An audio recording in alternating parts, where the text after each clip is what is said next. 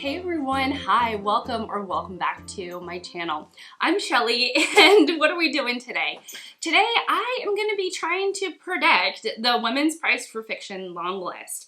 I have 11 books here to talk about. I'm going to talk about all 11 books and how I got to refine this list and how this list came about and how I used my library skills in order to get this list. And we're going to get all into it today. So if you're new here, hi, I'm Shelly, and I love talking about books and reading, and this is my first year on BookTube, and during this year of exploration, and probably beyond, I'm a very adventurous person.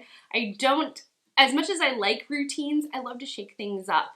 And so this year, I was particularly interested in the Women's Prize for Fiction. So this prize is a UK-based prize for full-length novels. To be eligible to win the Women's Prize for Fiction, your novel needs to be originally published in English. It needs to be more than 30,000 words, so it can't be a novella or short story or even connected short stories. It must be written by a woman, and it must be published in between the calendar year goes from April to March rather than from January to December. And so you're looking at kind of unique publishing dates, one that doesn't quite align with the calendar year. You're looking at female authors and new fiction. It could be genre fiction. It could be really any type of fiction novel. So no nonfiction, no connected short stories, no novellas, and yeah. So that's really the parameters, the loose and somewhat hurried my hurried explanation of the parameters for the Women's Prize for Fiction. Before I get into how I came up with my list, I wanted to shout out two channels that I think you will all love. If you're watching this video, I think you'll really love the two channels I'm going to highlight, because both of these channels really have a leaning toward female authors, though most of these two channels that I'm going to highlight read a lot of nonfiction written by female authors, but still, I think that you will love these channels. Okay, the first channel that I want to shout out is Elizabeth from Bookins and Books. Elizabeth is a Canadian booktuber. She's been on BookTube for almost the exact same time as I have. I adore Elizabeth. She reads a lot of nonfiction books, a lot of books about women and the female experience. Some of her reading is definitely shaped by the BookTube Prize. I actually found out about the BookTube Prize, which is another literary prize here on BookTube, through Elizabeth. And she speaks French and English, and I really think that her unique perspective on books, knowing two languages and being a Canadian, and really just being a thoughtful reader and very articulate speaker, she is just worth watching. The second channel I want to highlight is Brittany from Literarily Smitten. Brittany is just an absolute joy. She's currently hosting the Her Storyathon, which is a women in history readathon. So it could be historical fiction books focusing on a real figure, female figure in history, or it could be history books, biographies, nonfiction, focusing on women in history. Brittany just has some fantastic recommendations when it comes to women who are featured prominent in history and women who have lost their voices to other louder and more outspoken voices in history. So Brittany and I feel like she and we really see eye to eye when it comes to our reading, and she's just been a huge inspiration to me in my recent reading. So Brittany, go follow Brittany and Elizabeth. They are wonderful channels and you will love them, I'm sure of it. I'm cutting this in really quickly. I wanted to shout out one more channel, and that is Gemma of Books. And the reason why I'm shouting her out is not only because she's absolutely hilarious and just so on top of it as a booktuber, she just is really on top of the trends and what's popular now and what's being published now. That's what I think of Gemma of Books, but she's really good humored and lighthearted about things on her channel. And she recently did a predictions list for the Women's Prize for Fiction, which I will also link down below. Okay, so how did I get these 11 books on my list? I was looking for consensus. I was looking for professional reviews that gave the book a thumbs up. And how did I get to that conclusion? So professional book reviewers can give a review one of their reviews a star. Not multiple stars, just one single star. And when a reviewer gives a book a star, that is their shorthand, the only shorthand that I know of. It is a shorthand to immediately tell the readers that this book is approved by that reviewer. So I was looking for starred reviews from multiple book reviewers, because these book reviewers don't come into a room and have a meeting and say, yes, oh, you like that book? I'm gonna give it a star review, and you should too. They're not influencing each other in any way. So independently, reviewers from Publishers Weekly, Kirkus, School Library Journal, individually these reviewers read the book, and individually they came to the conclusion to give it the star that everybody, is looking for when you're looking at these professional reviews. And so I figured if multiple people are reading this book on their own and giving it the thumbs up, giving it a star, then I figure, that might happen again with the Women's Prize and in the judging. You're gonna get a couple of individuals that are reading the book, and they're gonna come back together and say, yes, this book was really, really good. And so I wanted books that gave multiple readers that experience, that good reading experience, I suppose. So as always, I have broken my books, these 11 books, into categories, and I will read you the synopsis, or I'll kind of talk through the synopsis, talk about who gave this book a thumbs up, which institutions gave this book a thumbs up. By the way, Steve Donoghue is an institution in my book, and so I did consult his website as well, and I'll tell you if he gave the book a thumbs up, and then maybe some extra thoughts about the books. Okay, are we ready? The first category of books I'm going to be talking about has to do with a strong sense of place. We're going to Las Piñas, New Mexico.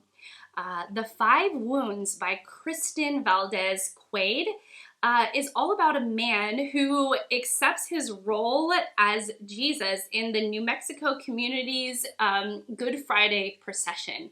But this act of being Jesus in the procession really bumps up against the man's personal goals of redemption that are intertwined or related to his daughter's pregnancy.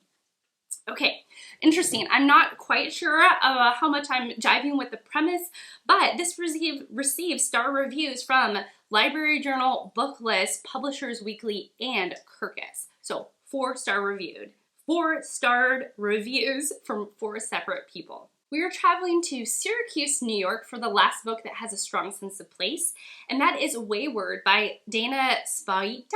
I'm so sorry if I pronounced her last name wrong.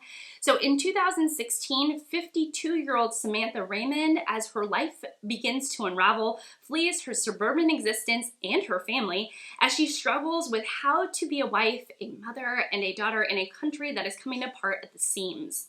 Interesting, I'm very fascinated because in 2016, Donald Trump was elected president, and I wonder if some of this novel has something to do with that election. But this novel has received star reviews from Library Journal, Publishers Weekly, and Kirkus. My next category is dark. Dark premise, dark humored. So we'll start with dark humored, and this book has made the rounds on BookTube, and is The Sentence by Louise Erdrich. The Sentence is set in a small independent bookstore. It is known to have some not icy humor, some dark humor, and it is in Minneapolis, so here in the United States, and it is going to be an example of COVID fiction. My only hesitancy about putting this book on the list is that I feel like COVID fiction could be very polarizing. I think you could really, really, really like it because it's so relevant and relatable, or you can really, really, really dislike it for the exact same reasons. So The Sentence received a highlighted review. It was one of Steve Donoghue's highlighted novel as one of his best of fiction in 2021, and it also received star reviews from Booklist, Publishers Weekly, and Kirkus. I will get that Publishers Weekly down. It is just not the most pleasant 2 words to say in the mouth. Let me tell you that for sure. The second and final book that falls under this dark category falls under the dark category for its dark premise, and it is the book The School for Good Mothers by Jessamine Chen. So the synopsis goes like this. Sounds really interesting, by the way. After one moment of poor judgment involving her daughter Harriet, Frida Lou falls victim to a host of government officials who will determine if she is a candidate for a big brother-like institution that measures the success or failure of a mother's devotion. Okay, that sounds horrifying. It probably is under the dark because I'm a mother and I would not want my devotion to my children or to my motherhood to be ever measured in any type of technical way. Yeah. Anyways, this book was received a starred reviews from Library Journal, Publishers Weekly, and Kirkus. See, I'm getting it. Publishers Weekly. All right, our next category is going to be interwoven narratives. Many narratives that are somehow intertwined together to make up a bigger, more structured, full narrative for the book. So, interwoven narratives, all right? The first book is Build Your House Around My Body by Violet Kupersmith. And this is going to be about the fate of an unhappy woman who disappears in 2011 while living in Saigon, is entwined with a teenager who gets lost in an abandoned rubber plantation in 1986, and a woman who captures a two-headed cobra in 2009. So this sounds really good, but what kind of gives me the pause on this is because Booklist said this in one of their reviews. They said, it is for patient and observant readers will be richly rewarded with this read. So I am guessing this read is going to be a bit slow until it picks up. So I'm personally not super interested in this read, but I thought it would be behoove me to put it on the list because it did receive star reviews from Booklist, Publishers Weekly, and Kirkus. The next book is absolutely no stranger here on BookTube. It has made the rounds twice over, and it is Great Circle by Maggie Shipstead. So this is what Library Journal said this book is about. It said, after being fired from a popular film franchise owing to a tabloid scandal, young actress Hadley is cast in a film where she'll play Marion Graves, an aviator who disappeared in 1950 while she was trying to circumnavigate the globe. The bulk of this novel is a chronological account of Marion's life interspersed with interludes of Hadley's journey of self-discovery. And this has just really made the rounds. I've heard a lot of good and bad things about this book. It's a chunkster, to say the least, and it received star reviews from Library Journal, Publishers Weekly, and Kirkus. Not super interested in this novel, partly because of the length. The next book I was so interested, I actually already bought it, and it still falls under the category of interwoven narratives, and it is The Liar's Dictionary by Eli Williams. So this is what this book is about.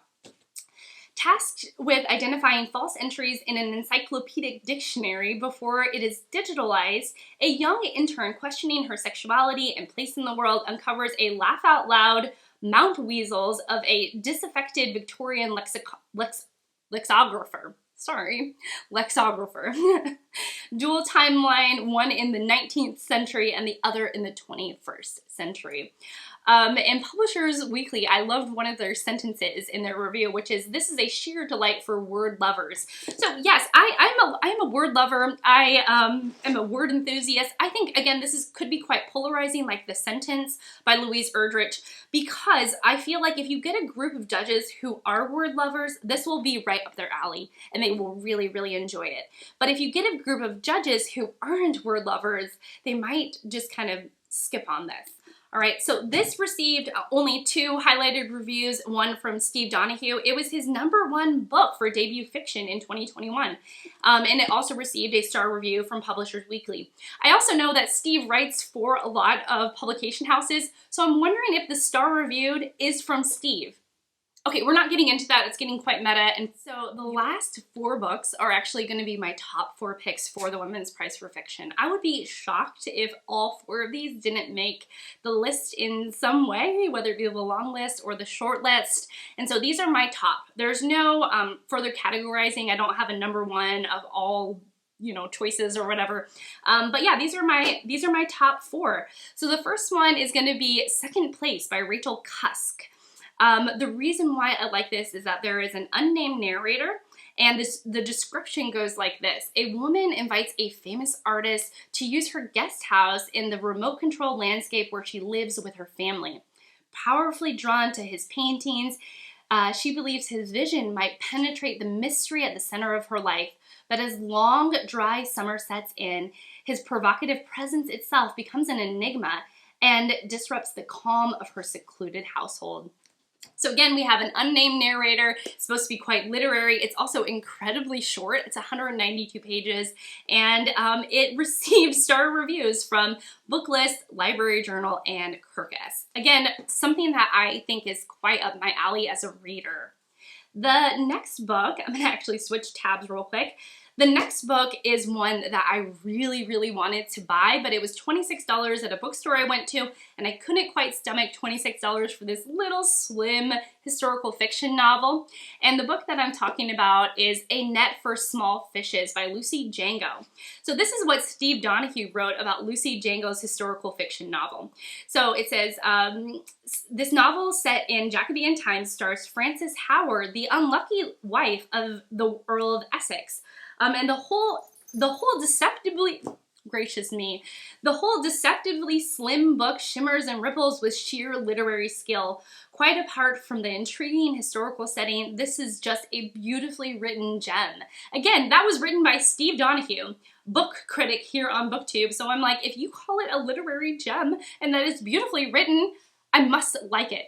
It also received star reviews from Booklist and Publishers Weekly. Okay, the next book I actually own, which I'm surprised by, but it is Matrix by Lauren Groff.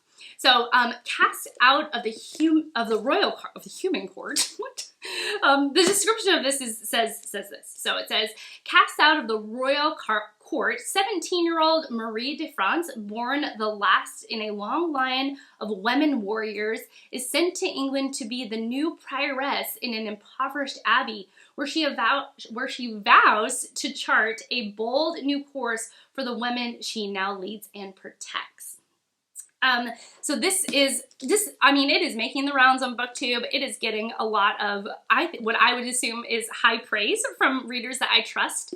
And this got star reviews from Booklist, Publishers Weekly, and Kirkus, and Steve Donoghue highlighted this novel as one of his best of historical fiction books in 2021.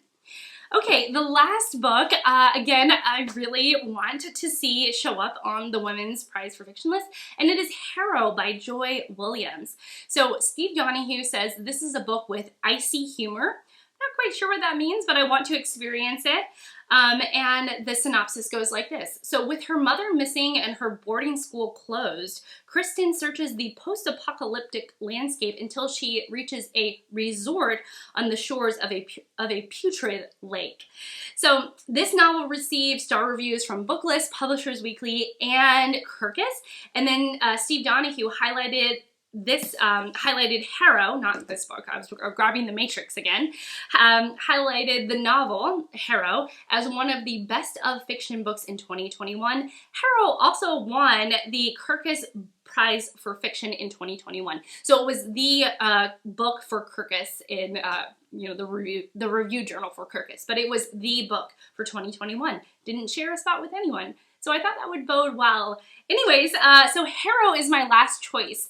If you have read any of these and think that they will come up on the Women's Prize long list for fiction, will you let me know? Will you let me know if you liked my methodology, this sort of searching professional reviews in order to come up with a list and to predict the future of reading? I wonder also if this searching, this like fastidious searching, this intense searching that I do has to do with the fact that I don't want a bad experience with books. And I think that if a whole bunch of other people had a really good experience with the book, a whole bunch of other readers and professional readers at that, if they had a really good experience with the book, I feel like maybe I can kind of negate my experience somehow. I don't know. There was one book that did receive 4-star reviews, but I just couldn't stomach putting it on my list, and that was Sally Rooney's book. I don't even know, The Hello Beautiful World, Sally Rooney is not on my list. I don't stand behind her writing, and I wouldn't be surprised if she made it on the long list for the Women's Prize for Fiction, but I hope she doesn't. Maybe a controversial opinion, but that's why I'm leaving it to last. Okay, let me know what you thought of this video. Thank you so much for being here. Thank you so much for watching, and thank you for letting me just kind of stumble through this, and hopefully I can edit it to something a little bit tighter. Anyways, that's it for me. Thanks so much for watching. Thank you so much for being here, and I will see you all in my next one. Bye, guys.